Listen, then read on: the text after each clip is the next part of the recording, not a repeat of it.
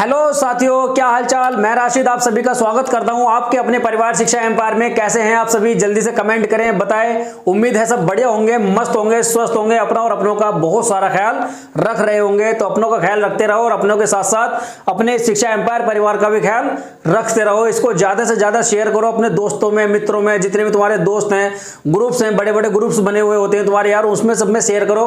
उन सभी को बताओ कि क्लासेज यहाँ चल रही हैं। क्या जाता है, छोटा सा टच ही तो करना है तुम्हें यार, ठीक है। जल्द से जल्द बुलाओ, उनका भी भला हो जाएगा और हमारा भी थोड़ा भला हो जाएगा। हमारा मोटिवेशन सिर्फ यही है, जो तुम शेयर करते हो, सब्सक्राइब करते हो, कमेंट करते हो, ये हमारा मोटिवेशन है और कुछ नहीं में, ठीक है। जितना ज़्यादा तुम मोटिवेट हमको करोगे उतना ही ज़्यादा उससे बेहतर कंटेंट हमको देने की कोशिश हम करेंगे, ठीक है। जो बच्चे पुराने जुड़े हुए हैं उनको पता भी है कि कितने अच्छे से डिटेल में एक एक चीज़ समझाई जा रही है, लिख लिख कर यहाँ बताया जा रहा है। वो बस तुमको क्या करना है, ईमानदारी से उसको लिखते रहना है, नोट्स बनाते रहने हैं, ठीक है।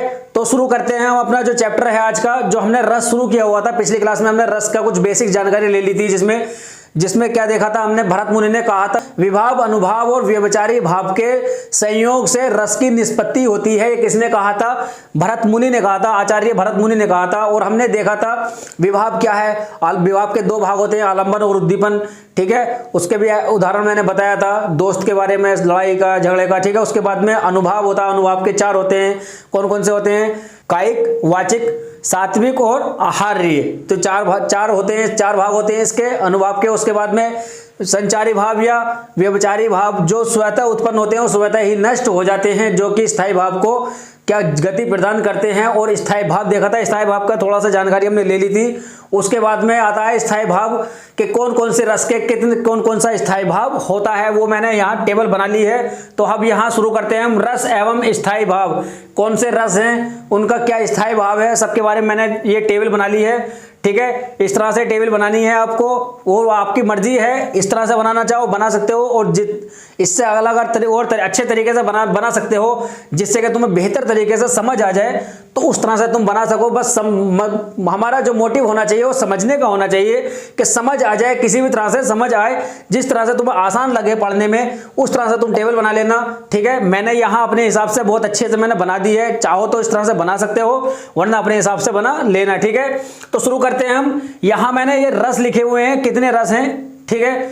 कुल 11 रस हैं और उनके सामने उनके स्थायी भाव हैं, ठीक है। और उनके सामने उनको मानने वाले हैं, प्रस्तोता हैं, ठीक। पिछली क्लास में मैंने बता दिया था कि आचार्य भरत मुनि ने 8 स्थायी भाव माने हैं और 8 ही रस माने हैं। जब 8 रस माने हैं तो उनके 8 ही स्थायी भाव होते हैं, ठीक है। कहां तक? यहां तक, ठीक। ये यहां तक ये भरत मुनि ने माने हैं। उसके बाद में शांत रस जुड़ा नया, उसके बाद में 9वां जो रस जुड़ा है वो शांत रस जुड़ा है। शांत रस का क्या होता है? निर्वेद होता है। उसके बाद उन्होंने माना है आचार्य उद्भट ने, इस तरह से जुड़े हुए हैं, ठीक है। तो शुरू करते हैं हम। श्रृंगार रस, श्रृंगार रस का जो स्थायी भाव होता है वो रति होता है, यानी प्रेम, ये आचार्य भरत मुनि ने माना है। और करुण रस, करुण रस का होता है शोक, ठीक है, शोक, दुख, तो क्या होता है उसका भी आचार्य भरत मुनि ने ही माना है। इनको हम एक एक करके अभी डिटेल में देखेंगे, मैं इतना तुम्हें बता रहा हूं, मैं टेबल बनानी है और तुम भी बना लेना, जिससे तुम्हें बेहतर आसानी हो समझने में बाद में। और उसके बाद आता है हास्य रस, हास्य का स्थायी भाव होता है हास्य या हंसना। और रौद्र रस, रौद्र रस होता है क्रोध या गुस्सा करना, ठीक है। और भयानक रस, भयानक में भी भय या डर इसका स्थायी भाव होता है, भयानक का। अद्भुत रस, अद्भुत रस का होता है आश्चर्य, आश्चर्य, ठीक है। और विभत्स रस का होता है जुगुप्सा। तो वीर रस होता है उत्साह, इसमें होता है वीर में, वीर से होता है दानवीर, दयावीर, बलवीर, ठीक है, इस तरह से होता है ये। और शांत रस, शांत रस का निर्वेद, यहां तक तो माने थे, उत्साह तक यानी वीर रस तक माने हैं आचार्य भरत मुनि ने। जो 8 हो रहे हैं हमारे, 1 2 3 4 5 6 7 8, ठीक है, ये 8 हो रहे हैं हमारे। और 8 के बाद में जो 9वां चला है शांत रस, इसकी उत्पत्ति बाद में हुई है इनके बाद, ठीक है। तो शांत रस का जो स्थायी भाव माना है वो निर्वेद माना है, किसने? आचार्य उद्भट। शांत रस का जो शांत रस जो बताया है वो किसने बताया? आचार्य उद्भट ने बताया है। ये चीज वैसे तुमसे शायद ही पूछे, फिर भी मैं बता दे रहा हूं कि याद रहे थोड़ा सा, बहुत कम पूछता है इस चीज को, मैंने फिर भी लिख दिया है, कोई नहीं। थोड़े बड़े लेवल पर ये चीजें पूछी जाती हैं, मैं बता रहा हूं, ठीक है। ये लिख दिया है, लिखने में क्या जाता है अपना, तुम भी लिख लेना, कोई दिक्कत नहीं, आए नहीं आए तुम्हें पता होना चाहिए। उसके बाद में आता है वात्सल्य रस। वात्सल्य का होता है वात्सलता या ममत्व, यानी कि जो ममता होती है उसका, ये वात्सल्य का स्थायी भाव होता है ममता। भक्ति रस, भक्ति रस होती है ईश्वर के प्रति रति। यहाँ जो रति है ना, श्रृंगार रस में जो रति है, रति प्रेम, तो यहाँ क्या है, भक्ति में ईश्वर के प्रति रति होती है, ईश्वर के प्रति रति। कोई हम भक्ति करते हैं या ईश्वर के लिए प्रार्थना वगैरह करते हैं या पूजा पाठ करते हैं, नमाज पढ़ते हैं, ये सब क्या है, भक्ति में आता है, ईश्वर के प्रति भक्ति, ठीक है, वो ईश्वर के प्रति रति। ये किसने बना है, रूप गोस्वामी ने। तो ये हमारे कुल 11 रस हैं, उनके स्थायी भाव हैं और उनके प्रस्तुता आचार्य हैं। नोट करो इसको जल्दी से, आगे चलते हैं हम एक एक करके, अब इनको एक एक करके देखेंगे, इनके बारे में इनका उदाहरण देखेंगे, ठीक है। तो मिटाता हूं मैं इनको, जल्दी से नोट करो। पहले श्रृंगार रस ही देखेंगे, ठीक है। पहले देखते हैं श्रृंगार रस। अब श्रृंगार रस का जो स्थायी भाव होता है क्या होता है, रति, रति या प्रेम। श्रृंगार रस का जो आधार है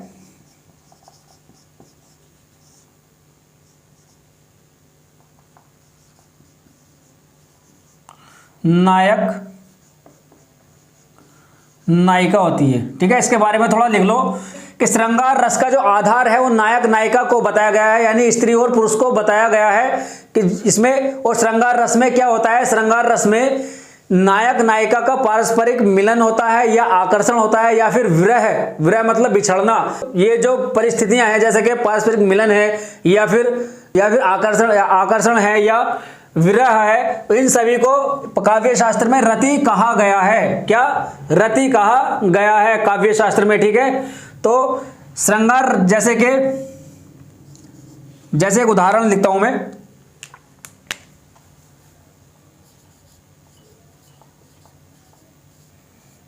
तो इसमें क्या है, बूझत श्याम कौन तू गोरी। बूझत श्याम कौन तू गोरी मतलब कृष्ण जी राधा से पूछ रहे हैं, हे गोरी तू कौन है, हे गोरी तू कौन है, और कहां रहती काकी है बेटी, यानी कि कहां रहती है और किसकी बेटी है। देखी नहीं कहीं ब्रजखोरी, देखी नहीं कहीं ब्रजखोरी मतलब इससे पहले ब्रज की गलियों में कहीं देखा नहीं, ठीक है। तो इसका क्या है, यहां रति आ रहा है, ठीक है। यहां इसका क्या भाव है, रति, नायक नायिका का एक तरह से पारस्परिक मिलन हो रहा है यहां, ठीक है। तो इसको याद रखना। बूझत श्याम कौन तू गोरी, कहां रहती काकी है बेटी, काकी है मतलब किसकी है बेटी। देखी नहीं कहीं ब्रज खोरी, देखी नहीं अब से पहले कहीं ब्रज की गलियों में देखा नहीं, ठीक है। तो इसको नोट करो जरा, फिर आगे देखते हैं। जो श्रृंगार रस है, श्रृंगार रस के दो भेद होते हैं। श्रृंगार रस के दो भेद होते हैं, कौन कौन से, संयोग श्रृंगार,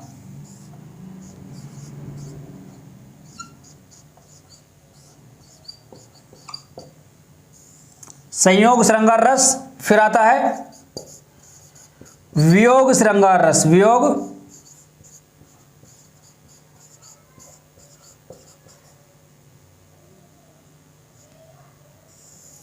श्रृंगार रस।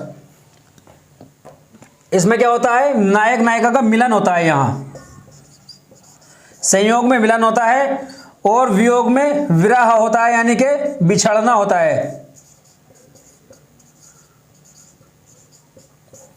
नोट करो इसको जरा, इसके इन दोनों के भी एग्जांपल देखते हैं, एक एक अलग अलग एग्जांपल देखते हैं इनका, नोट करो जल्दी।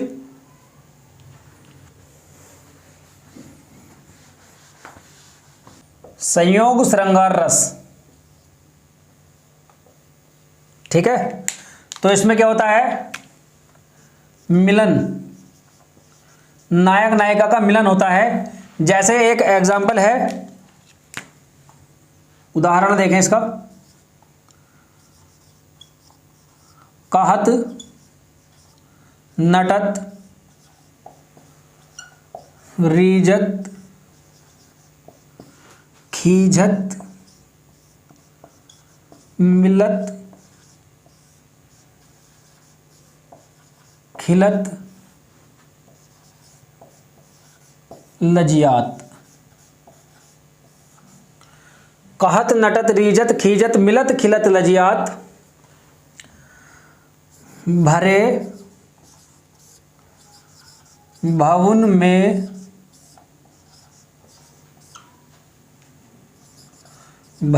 में करे है नैनन ही से सो बात। नैनन ही सो बात।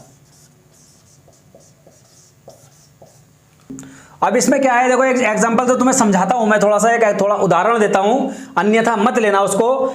जैसे कि एक क्लासरूम में बैठे हुए बहुत सारे बच्चे बैठे हुए हैं, पढ़ रहे हैं, उनमें नायक नायिका भी बैठे हुए हैं। ठीक है, जैसे नायिका है,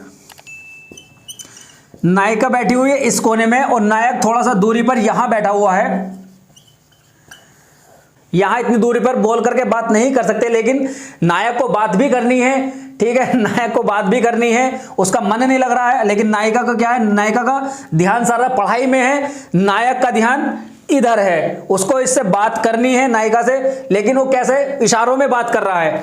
ठीक है, उसने आंखों से या इशारों से कुछ बात की। कहत जो आया उसके इशारों में कुछ कहने का आया, कहत, आंखों से उसने इशारे से कुछ कहा, तो नटत नायिका उस पर नाट गई, मतलब उसको डांट दिया, हट पढ़ने दे, पढ़ाई का समय है ये, पढ़ने दे, अभी बाकी बात में करेंगे बातें। तो फिर क्या है, रीझत, यानी कि नायक इतना फुकरा इंसान है कि उसके मना करने पर, उसके डांटने पर भी रीझ गया। वह क्या डांटा है, क्या मना किया है, उसका मना करने का अंदाज क्या है, मतलब उसके मना करने का अंदाज पे वो रीझने लगा है। तो क्या आ गया, रीझत, यहां आ गया है रीझत, यानी कि रीझ गया, उसके मना करने पर भी रीझ गया कि वाह क्या मना करने का अंदाज है। तो यहां क्या है, फिर आता है, आ गया खीजत। खीजत मतलब, खीजत क्या, नायिका उस पर खींच गई, यानी कि गुस्सा हो गई, और कि कैसा फोकरा टाइप का इंसान है कि मना करने पर भी रीझ रहा है, खुश हो रहा है। और तो उसके बाद में आता है कि मिलत। जब ये प्रक्रिया चलती रही तो उसमें मिलाप हुआ, यहाँ क्या, मिलत, मतलब दोनों में राजीनामा हुआ कि हाँ ठीक है बातें करेंगे, चलते हैं बाहर उठ के। अब तो क्या है, मिलत हुई, मिलने के बाद में फिर क्या, खिलत, मिलने के मिलाप हुआ, मिलाप होने के बाद दोनों खिले, यानी कि हंसने लगे, हंसे, खूब हंसे। उसके बाद में क्या, लजियात मतलब शर्माने लगे। फिर क्या है, नायिका शर्माने लगी, तो यहाँ क्या है, लाज आ गई, यानी शर्माने लगी, लजियात। तो उसके बाद है फिर यहां हो गए कहत नटत रीजत खीजत मिलत खिलत लजियात। पहले क्या है, कुछ कहा, आंखों से कुछ कहा, उस पर फिर उधर से प्रतिक्रिया आई डांटने की, नटत नाट गई, रीजत उसके डांटने पे भी क्या, रीझ गया। फिर क्या, खीजत उसके और थोड़ा सा ज्यादा चिड़न हुई उसको कि कैसा फुकरा टाइप का इंसान है। फिर उसके बाद क्या, मिलत मिल गए, फिर खिलत यानी कि हंसे, हंसने के बाद में लजियात या लाज या शर्माई। ठीक है, फिर उसके बाद क्या है, यहाँ दूसरी लाइन में कहता है कि भरे भवन में नैनन ही, भरे भवन में करे नैनन ही सो बात, यानी कि भवन जो है वो भरा हुआ है, यानी कि क्लासरूम पूरा भरा हुआ है, और नैनन ही सो बात, नैनों से ही सो बातें भी हो गई हैं, और किसी को एक दूसरे कानो कान पता भी नहीं चला है। जैसे तो दो लड़कों के ऊपर एक उदाहरण दूं इसका, कि नैनों में ही सो बातें हो जाती हैं, किसी को पता चलता नहीं है। लड़कों के ऊपर एक उदाहरण है, जैसे कि लड़के बैठे हुए हैं, क्लास पीछे चल रही है, टीचर यहां पढ़ा रहा है, और दो पीछे बैठे हुए, एक ने इशारा करा दूसरे को, इस तरह से कोई इशारा करा वो समझा कि हाँ क्या सिगरेट पीने के लिए बुलाया जा रहा है, समझ गया वो, मतलब किसी को पता नहीं, सिर्फ उन दोनों का इशारा चल रहा है, उसने ऐसे धुआं उड़ाने के लिए कहा। ठीक है, तो चल वहां से वो समझ गया कि हाँ ठीक है हो, मतलब उसके कहने से ही वो समझ गया, और दोनों उठे और उठ के चल दिए, यानी कि किसी को पता भी नहीं चला, और उन दोनों में बातें भी हो गई, और चुप उठे और बाहर चले गए।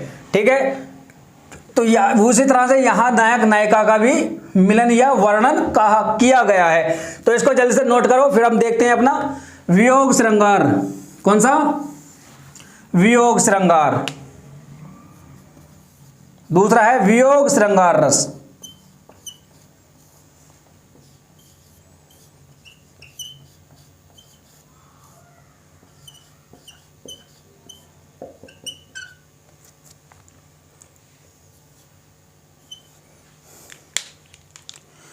इसमें क्या होता है, विरह का भाव होता है, यानी कि बिछड़ना, विरह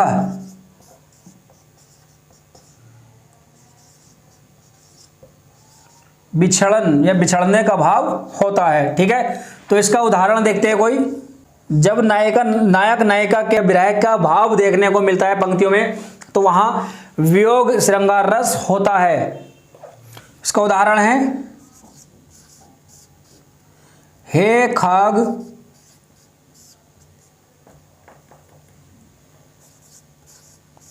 हे मृग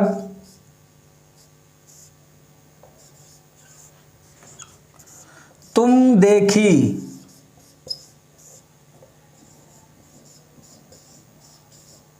सीता मृगनयनी।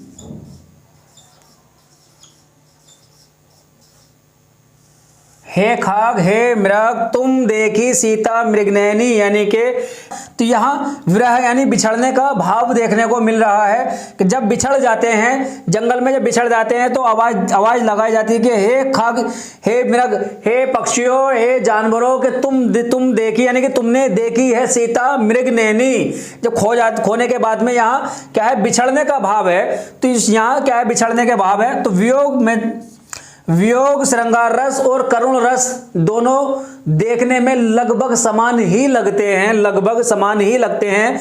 दोनों में अंतर क्या है, दोनों में अंतर क्या है वो मैं अभी बताऊंगा जब अभी तुम्हें करुण रस, इसके बाद में करुण रस कराऊंगा। तो इसको जल्द से जल्द नोट करो, आगे हम देखते हैं अपना करुण रस।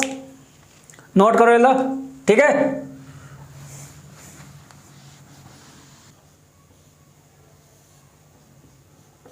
करुण रस, करुण रस में क्या है, करुण रस का स्थायी भाव होता है शोक,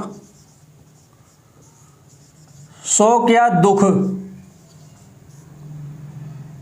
ठीक है,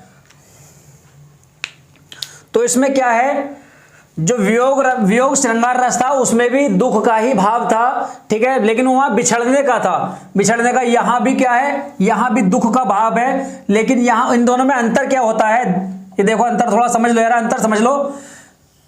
यहां है वियोग श्रृंगार रस, ठीक है, और यहां है करुण रस।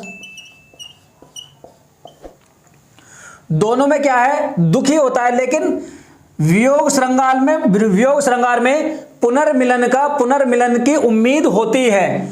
पुनर्मिलन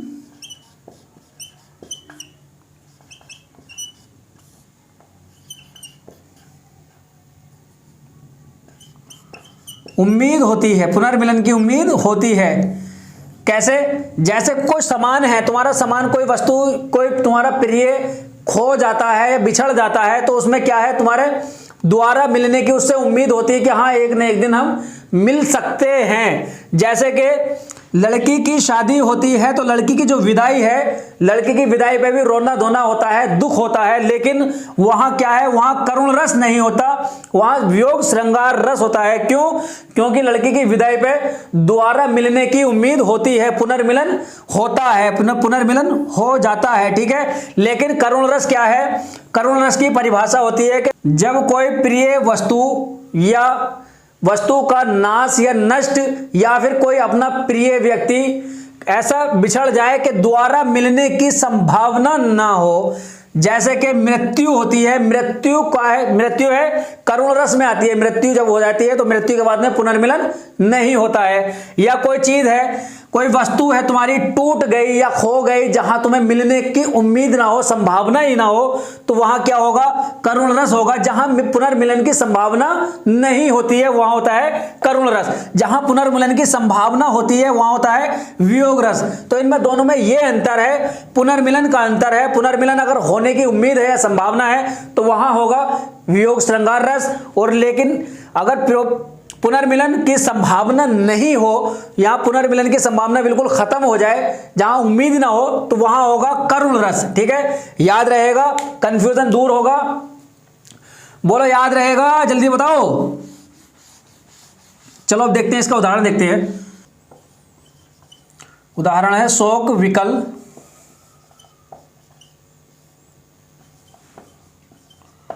सब रो वहीं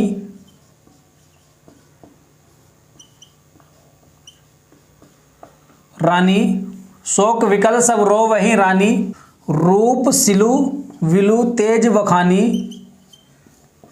सिलु विलु तेज वखानी, बखानी तल बरही बारा। तो इसमें क्या है, शोक विकल सब रोवहि रानी, रूप सिलु बिलविलु तेज बखानी, करही करही विलाप अनेक प्रकारा, परही भूमि तल बरही बारा। तो इसमें क्या है, इसमें पहले तो देखो यहीं पर शोक आ गया है, पहले तो यहां देख लो शोक आ गया है, तो इससे क्या हो जाएगा, हमारा करुण रस हो जाएगा। ठीक है, करुण रस हो गया। लेकिन शोक विकल सब रोवहि रानी, इसमें क्या है, तो जो राजा जी की मृत्यु, राजा दशरथ के बारे में है, राजा दशरथ की जो मृत्यु हो गई थी उसके बाद में सारी रानियां जो थी वो रो रही थी। ठीक है, विकल कर रही थी, रो रही थी। और रूप सिलु विलु तेज बखानी, यानी कि उनका जो तेज था, वीरता जो थी, उनके बारे में बखान कर रो रही थी। करही विलाप अनेक प्रकारा, यानी कि अनेक प्रकार से विलाप कर रही थी, अनेक प्रकार से विलाप कर रही थी। परही भूमि तल बरही बारा। ठीक है, तो यहाँ क्या है, शोक, यानी कि शोक इसका भाव है, यहाँ क्या मृत्यु है, यहाँ मृत्यु हो रही है, मृत्यु के बाद में पुनर्मिलन संभावना नहीं होती, तो यहाँ क्या है, हमारा करुण रस हो जाता है। ठीक है, याद रहेगा, अब कोशिश कर लोगे तो इसके जितने भी उदाहरण हैं तुम्हें खुद से करने हैं, जो नहीं हो उसके बारे में हमें बताना, कमेंट करना बॉक्स में। ठीक, कमेंट बॉक्स में कमेंट करना, हम बताएंगे तुम्हें कि कैसा क्या है, कहाँ दिक्कत हो रही है। ठीक है, समस्या का समाधान किया जाएगा, लेकिन करना खुद से जरूरी है। जब तक खुद से नहीं करोगे तब तक नहीं होगा। जो सीडीपी तुम पढ़ रहे हो, सीडीपी में एक मनोवैज्ञानिक हैं जॉन डीवी ने क्या कहा है, लर्निंग बाय डूइंग, यानी कि बच्चा खुद से करके सीखता है, जब तक करेगा नहीं तब तक सीखेगा नहीं। जहां कोई दिक्कत आती है तो हमें बताओ। प्याजे, अभी प्याजे को भी ले लो, प्याजे क्या कहता है, प्याजे कहता है टीचर्स आर फैसिलिटेटर, यानी शिक्षक क्या है, शिक्षक सहायक करता है, सहायता कर सकता है, फैसिलिटेट कर सकता है। ठीक है, तो हम यहाँ तुम्हें रास्ता बता रहे हैं कि कैसे क्या करना है, तो आप आगे तुम्हें उदाहरणों पर खुद चलना है। जो उदाहरण नहीं हो उसको बताना, वो हम बताएंगे तुम्हें आगे के सेशन में। ठीक है, तो तब तक के लिए हंसते रहें, मुस्कुराते रहें यार, और लाइक शेयर सब्सक्राइब जरूर करें। ठीक है, अपने परिवार को बढ़ाओ, ज्यादा से ज्यादा बढ़ाओ। ठीक है, और कमेंट करके बताना कैसी क्लास लगी है, और तब तक के लिए हंसते रहें, मुस्कुराते रहें, अपना और अपनों का बहुत सारा ख्याल रखें। धन्यवाद, जय Hind, take care, bye, Tata.